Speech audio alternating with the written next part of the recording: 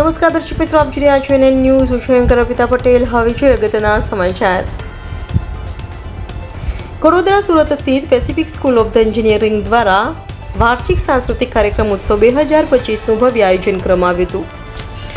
આ કાર્યક્રમમાં વિદ્યાર્થીઓ તેમજ ફેકલ્ટી મેમ્બર્સ દ્વારા વર્ષ દરમિયાન શૈક્ષણિક, રમતગમત, ટેકનિકલ, ફેસ્ટિવલ અને સાંસ્કૃતિક પ્રવૃત્તિઓમાં હાંસલ કરાયેલા વિશિષ્ટ સિદ્ધિ માટે તેમને સન્માનિત કરવામાં આવ્યા હતા.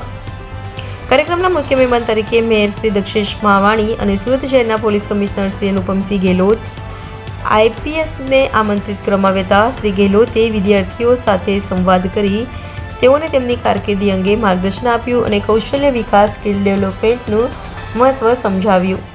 વિદ્યાર્થીઓને પ્રોત્સાહન આપવા માટે અદાણી L&T અને JMT સાઈ કોમ્પ્લેક્સ, સલિન્દ્રા મેગ્નેટ પ્રોજેક્ટ સહિત વિવિધ ઉદ્યોગોની કંપનીઓના જનરલ મેનેજર, ડાયરેક્ટર અને HR વ્યક્તિઓ ઉપસ્થિત રહ્યા હતા.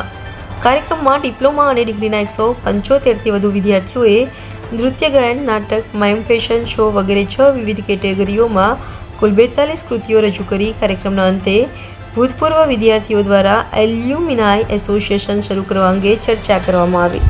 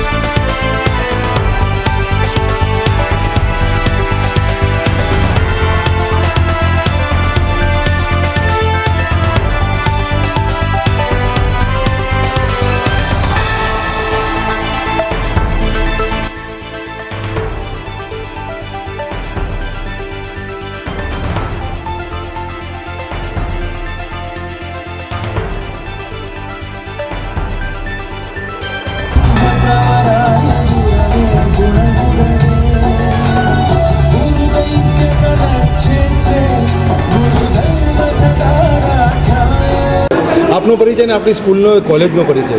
મારું નામ ડૉક્ટર કંદર્પ જોશી છે. હું Pacific school of engineering diploma સ્ટડીઝમાં વાઇસ પ્રિન્સિપાલ છું અને આજે અમારો ઉત્સવ 2K25 વાર્ષિક સાંસ્કૃતિક કાર્યક્રમ છે.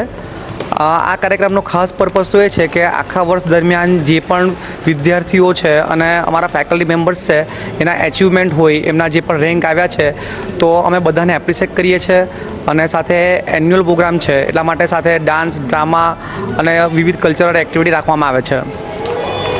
આનાથી બાળકોના ભવિષ્યને આગળ જે કારકિર્દી બનાવવાની છે તો કેટલો ફરક પડશે? આવા પ્રકારના પ્રોગ્રામ જે છે એમાં અમે ખાસ એવું ધ્યાન રાખીએ છીએ કે જે પણ પ્રાઇઝ આપવાના છે તો એ લેવલના ગેસ્ટને અમે ઇન્વાઇટ કરીએ કે જેનાથી સ્ટુડન્ટને મોટિવેશન મળે.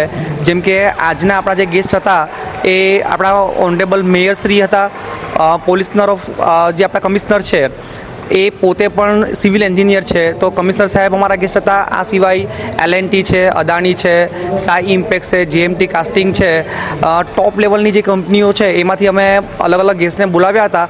તો સ્ટુડન્ટને આનાથી મોટિવેશન પણ મળે છે અને એમની કારકિર્દીને આગળ લઈ જવા માટે પ્રેરણા પણ મળે છે. વાત કરીએ તો પોતાના જે ફેકલ્ટી આવેલી છે બહારથી જે બોલાવી છે, જે ઇન્ડસ્ટ્રીઝમાં કામ કરે છે, એના અનુભવો જો વર્ણન થતું હોય છે તો બાળકોમાં કઈ રીતનું પેલું જોવામાં આવે છે? હા, જેમ કે આપણા જે ગેસ્ટ છે એમણે જે સ્પીચ આપી તો એમણે એવું સમજાવ્યું કે ડિપ્લોમા લેવલ ઉપર સ્કિલનું કેટલું ઇમ્પોર્ટન્સ છે અને આજે ઇન્ડસ્ટ્રીમાં એની કેટલી ડિમાન્ડ છે અને વિદ્યાર્થીઓને એવું સમજાવ્યું છે કે એકેડેમિક્સ તો છે જ પણ સાથે સ્કિલ ડેવલપમેન્ટ વધારે જરૂરી છે અને આગળ શું કરવું જોઈએ એ અંગે ગાઈડન્સ પણ એમને આપ્યું છે. છેલ્લો પ્રશ્ન, આપની કોલેજ, એન્જિનિયરિંગ કોલેજ, સ્કિલ ડેવલપમેન્ટમાં શું કયા મુદ્દા મહત્ત્વના ધ્યાન રાખીને ભણાવે છે? હા, અમે રેગ્યુલર એકેડેમિક્સમાં તો અમારું રિઝલ્ટ ઘણું સારું આવે છે.